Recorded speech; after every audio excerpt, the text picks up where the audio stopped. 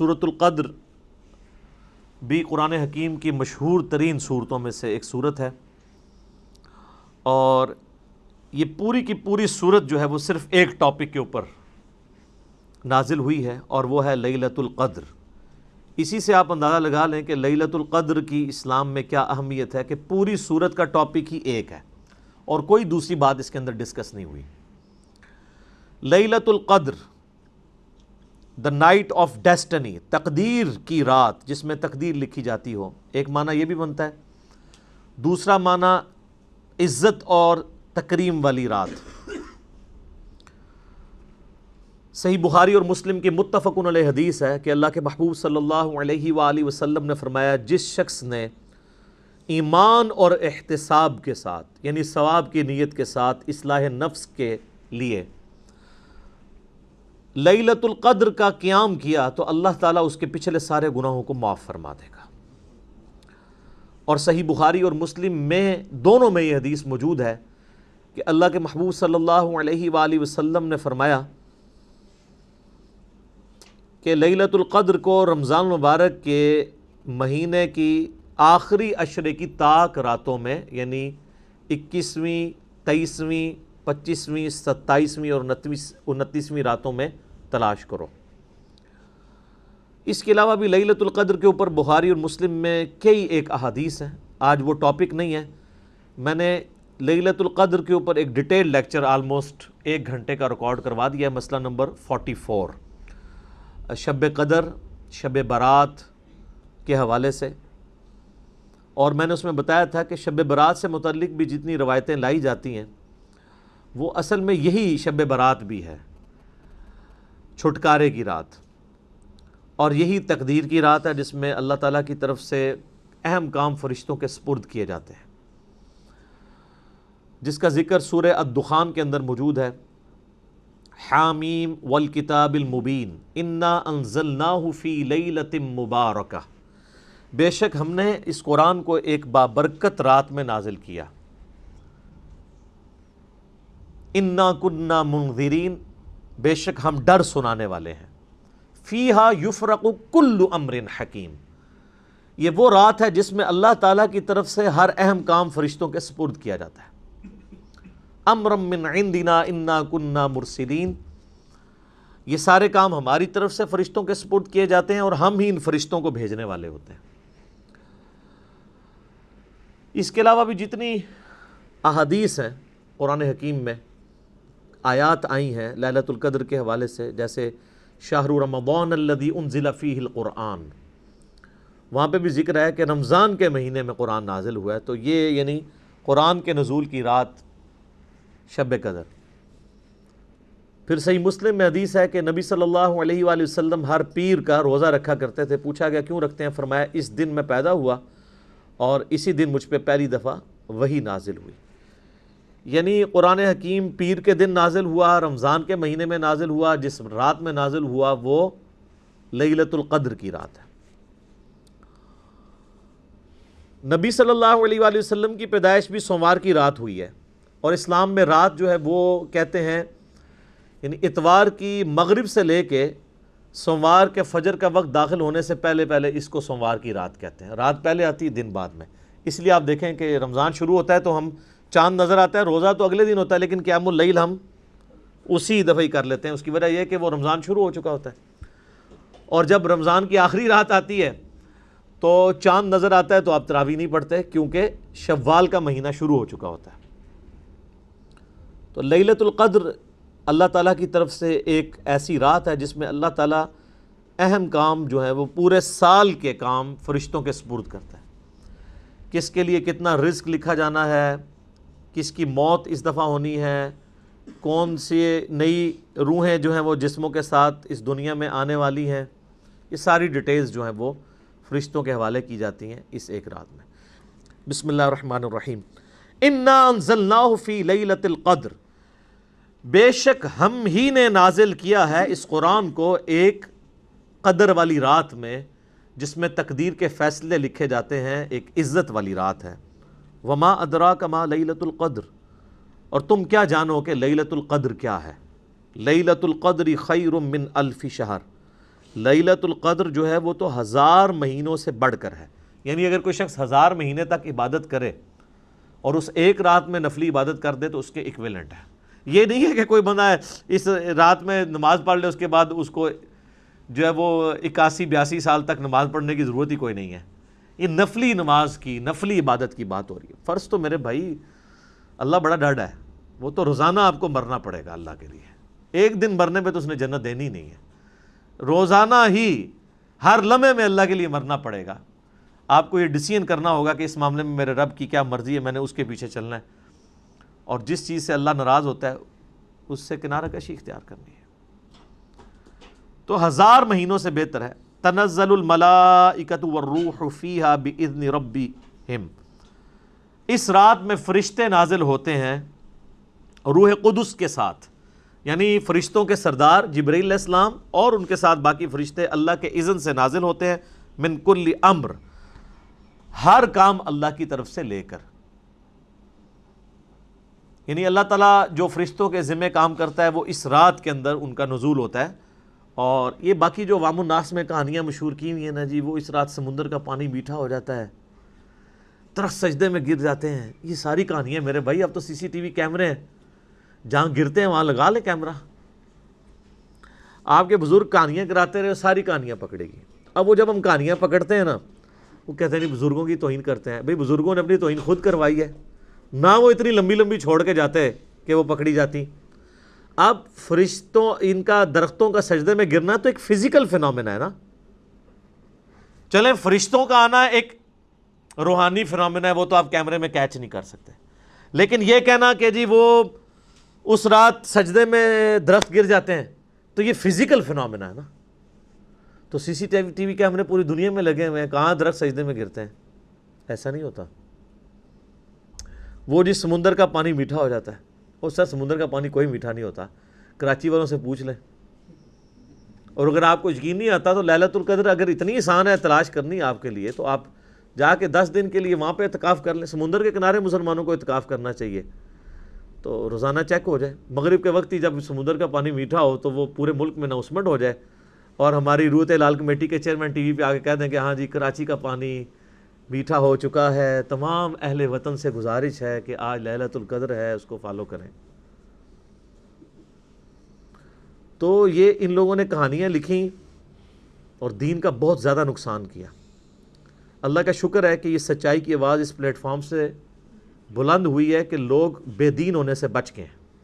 Otherwise یہ جو دین ان لوگوں نے پیش کیا تھا، ان درمیانے بزرگوں نے، پرانے بزرگوں نے نہیں نا. پرانے بزرگ وہ ہیں جن کی یہ کتابیں ہیں. درمیانے بزرگ وہ ہیں جو آج سے 500 سال پہلے، 800 سال پہلے، 1000 سال پہلے گزرے. اسلام کو تو نبی علیہ السلام کے ذریعے طاقت ملے ہوئے 1400 سال ہو چکے ہیں. ویسے تو اسلام حضرت آدم کے زمانے سے. یہ سارے درمیانے بزرگ ہیں.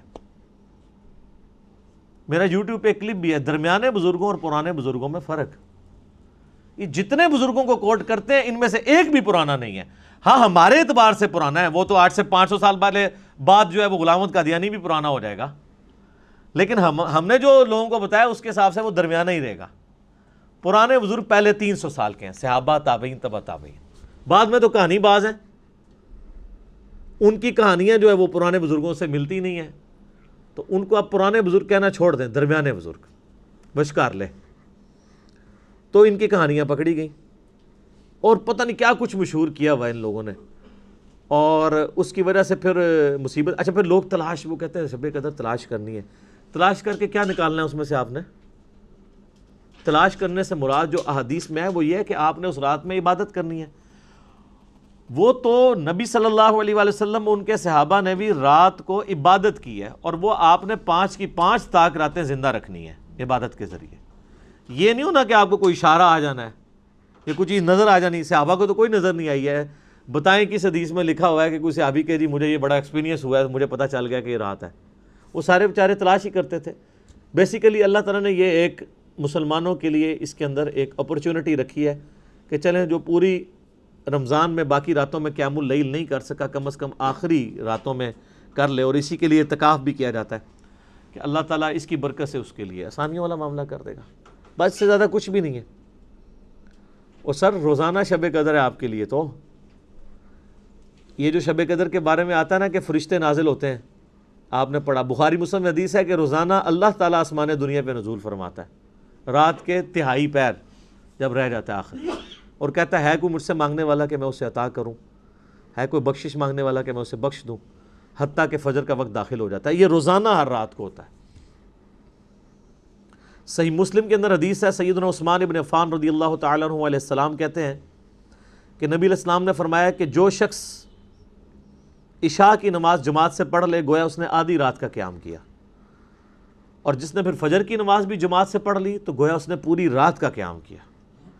شب قدر کے لیے پوری رات جاگنا بھی کوئی شرط نہیں ہے. اگر آپ رمضان کی طاق راتوں میں یا آخری ساری راتوں میں 10 کی 10 راتوں میں عشاء اور فجر کی نماز اس طرح پڑھ لیں کہ آپ کی کوئی رکعت فوت نہ ہو تو آپ نے لیلۃ القدر پا لی. اشارے اشورے کوئی نہیں ہونے, نظر کچھ نہیں آنا, ٹھیک ہے. یہ نظر آنا, یہ اشارے ہونا بند ہو چکے ہیں ہماری ویڈیوز کی وجہ سے. وہ پہلے بھی کچھ نہیں تھا نظر آتا, کہانیاں تھیں, لیکن وہ کہانیاں چیلنج کوئی نہیں کر سکتا. اب کوئی کہانی اس لیے نہیں کرتا کہ اب تو میڈیا آ جائے گا سامنے, وہ فوراً پکڑی جائے گی. میرے بھائیوں, قرآن حکیم میں کم از کم 3 مقامات پر اس رات کا ذکر موجود ہے جس رات کے اندر اللہ تعالیٰ نے قرآن پاک کو نازل فرمایا. وہی رات جو ہے وہ شب قدر بھی ہے, قدر والی رات, لیلۃ القدر. وہی برات چھٹکارے والی رات ہے. قدر تقدیر کے معنوں میں بھی لے سکتے ہیں, فیصلے کی رات, اور وہی رات لیلہ مبارکہ بھی ہے. اس حوالے سے یہ 3 آیات 3 مقامات سے سن لیجئے, اس کے بعد انشاءاللہ 10 صحیح الاسناد احادیث. پہلا ریفرنس سورہ الدخان سورت نمبر 44 آیت نمبر 1 سے 6 تک. حامیم حروف مقطعات ہیں. اس روشن کتاب کی قسم, لوح محفوظ بھی ہو سکتی ہے, قرآن حکیم بھی. بے شک ہم نے اس قرآن کو ایک مبارک رات میں نازل کیا, اور ہم ہی ڈر سنانے والے ہیں آخرت کا اس کتاب کے ذریعے. اس رات میں بانٹ دیا جاتا ہے ہر اہم کام. وہ جو کہتے ہیں جی وہ شب برات میں, وہ شب قدر کے بارے میں. تمام کام ہماری طرف سے ہوتے ہیں اور ہم ہی فرشتوں کو بھیجنے والے ہوتے ہیں, یعنی اس میں فرشتے بھی نازل ہوتے ہیں. رحمت ہے تمہارے رب کی طرف سے, بے شک وہ سننے والا اور علم والا ہے. پہلی حدیث صحیح بخاری صحیح مسلم دونوں میں ہے, مشکات میں ہے 1958. آپ صلی اللہ علیہ وآلہ وسلم نے فرمایا جو شخص ایمان اور احتساب کے ساتھ, احتساب کہہ دیں گے آپ 3 چیزوں کو جوڑ کے, اخلاص, ثواب اور اصلاح نفس, جو ایمان اور احتساب کے ساتھ رمضان کے مہینے کے روزے رکھ لے, اللہ تعالیٰ اس کے سابقہ سارے گناہوں کی مغفرت فرما دے گا.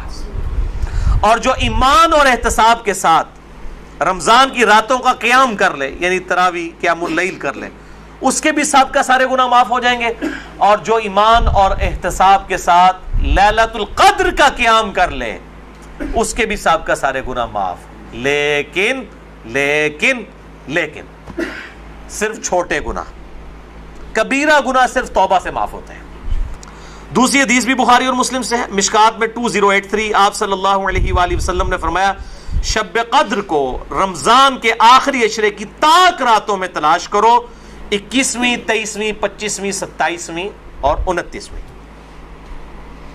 تیسری حدیث بھی بخاری اور مسلم سے ہے اور مشکات میں اس کا نمبر ہے 2086. آپ صلی اللہ علیہ وسلم نے رمضان کا پہلا عشرہ اعتکاف کیا, پھر دوسرا عشرہ بھی اعتکاف کیا, پھر سر مبارک خیمے سے باہر نکالا اور کہا کہ میں نے پہلا عشرہ اعتکاف کیا تھا شب قدر کی تلاش میں, لیکن مجھے نہیں ملی, دوسرے میں بھی نہیں ملی. پھر ایک فرشتے نے آ کے مجھے خبر دی کہ اس کو آپ آخری عشرے میں تلاش کریں, اگر تم میں سے کوئی اعتکاف میرے ساتھ کرنا چاہتا ہے تو کر لے. اور پھر آپ صلی اللہ علیہ وآلہ وسلم نے فرمایا مجھے خواب میں وہ رات دکھا دی گئی, اور اس میں مجھے رات میں وہ خواب میں دکھائی گئی, لیکن پھر مجھے بھلا دی گئی. سنقرئک فلا تنسى الا ما شاء اللہ, اے نبی ہم تمہیں پڑھائیں گے, تم کبھی نہیں بھولو گے مگر جب اللہ چاہے گا. بھلا دی گئی, اور اس کیوں بھلائی گئی وہ آگے بخاری کی حدیث بھی آ جائے گی. پھر بھلا دی گئی. بہرحال مجھے ایک بات یاد ہے کہ اس رات صبح کے وقت جب میں فجر کی نماز پڑھ رہا ہوں گا تو میرے ماتھے پر کیچڑ کا نشان ہوگا. یہ آپ کو خواب میں دکھایا گیا. اور اسی حدیث میں الفاظ ہیں کہ 21ویں رات جب آئی, یعنی 20ویں اور 21ویں روزے کی درمیانی رات, اس میں جب آپ نے 21ویں روزے کی جب فجر پڑھی تو اس رات کافی بارش ہوئی, مسجد نبوی کی چھت ٹپکنے لگی, اور ظاہر ہے کہ قالین وغیرہ تو نہیں ہوتے تھے, مٹی پہ ہی نماز پڑھی جاتی تھی, یہی افضل ہے. لہٰذا اہل تشیع کا پارشلی مقدمہ اس حوالے سے مضبوط ہے کہ مٹی پہ ہی سجدہ ہونا چاہیے.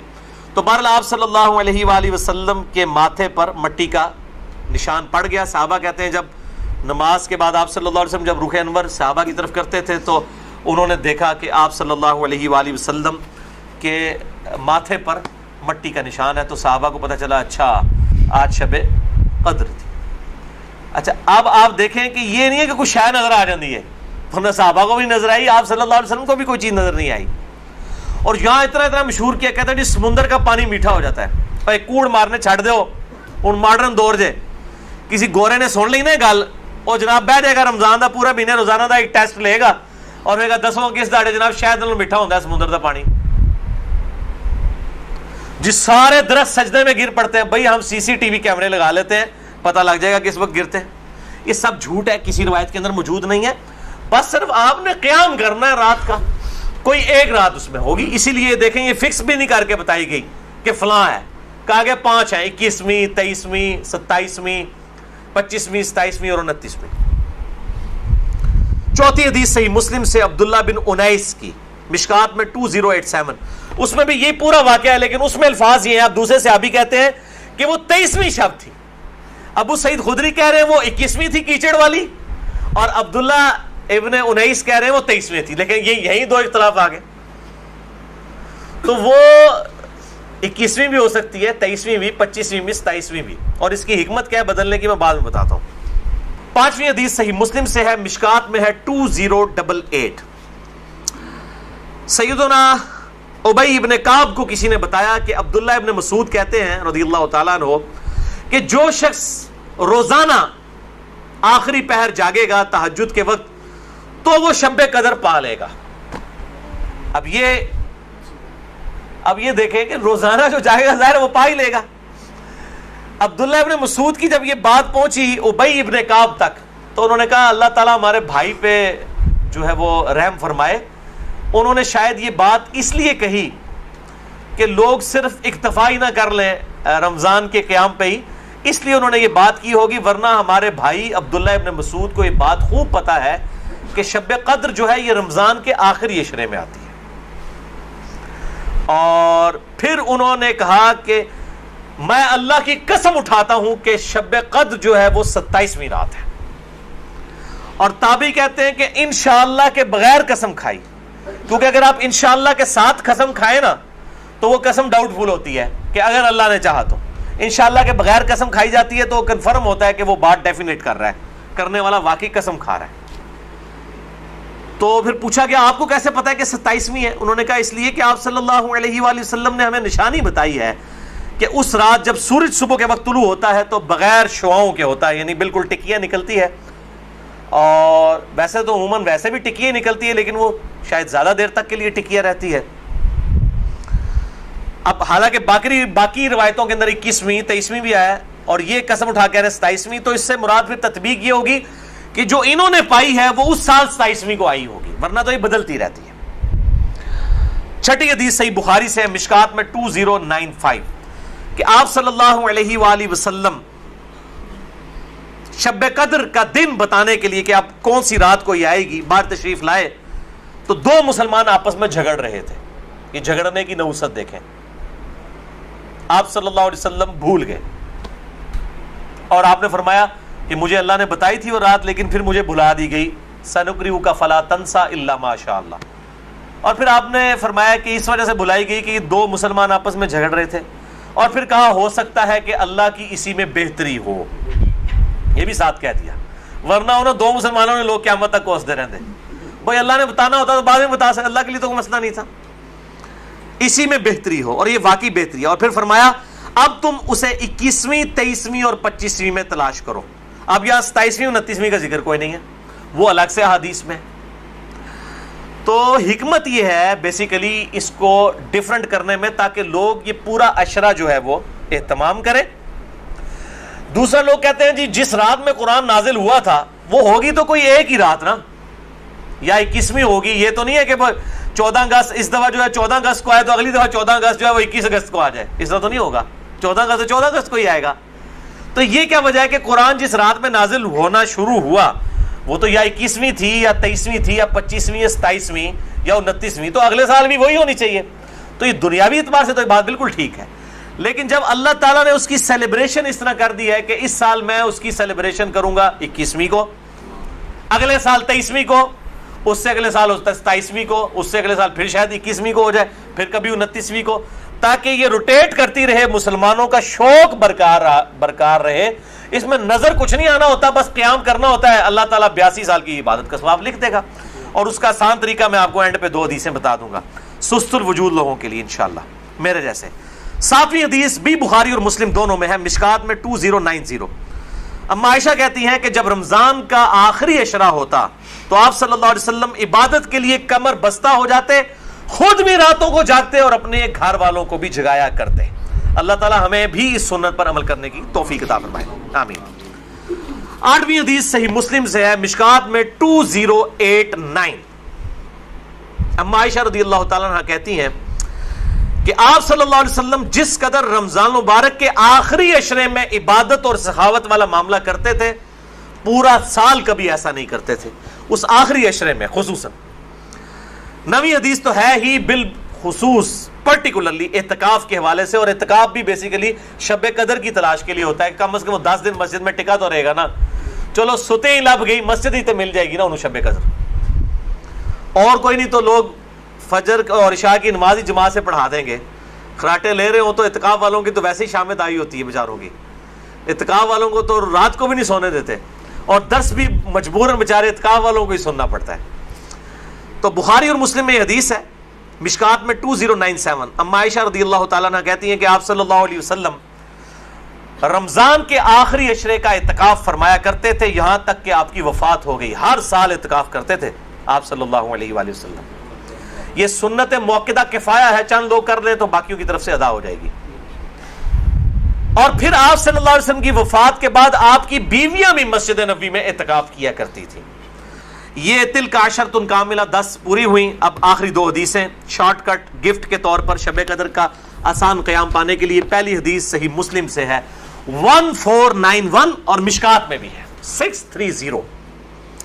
سیدنا عثمان ابن عفان رضی اللہ تعالیٰ عنہ علیہ السلام کہتے ہیں کہ نبی صلی اللہ علیہ وآلہ وسلم نے فرمایا جس شخص نے عشاء کی نماز جماعت سے پڑھ لی گویا اس نے آدھی رات کا قیام کیا، اور پھر جس نے فجر کی نماز بھی جماعت سے پڑھ لی گویا اس نے پوری رات کا قیام کیا.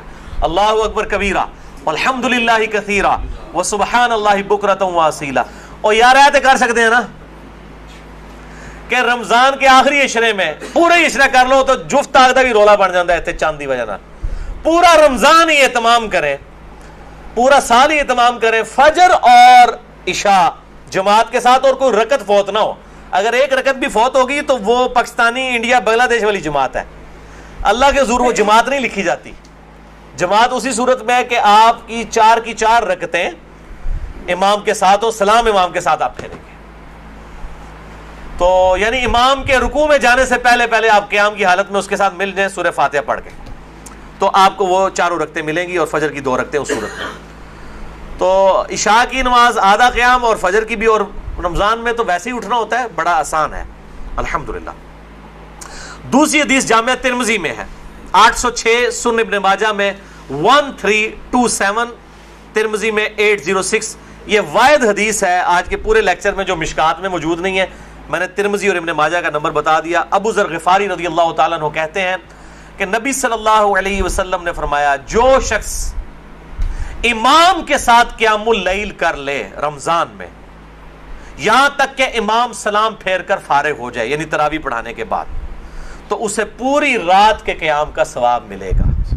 اگر کوئی اکیلا تراویح پڑھتا ہے اس کے لیے فضیلت نہیں ہے. یہ جو امام کے ساتھ تراویح پڑھ لینا عشاء کے ساتھ ہی، اس کو پوری رات کے قیام کا ثواب ملے گا. اچھا یہ جماعت کی جہاں پہ باتیں ہو رہی ہیں یہاں پہ عورتوں کو استثناء حاصل ہے. عورتوں کے لیے واجب نہیں ہے کہ مسجد میں جائیں, چلی جائیں, اگر کر سکتی ہیں تمام ضرور کریں.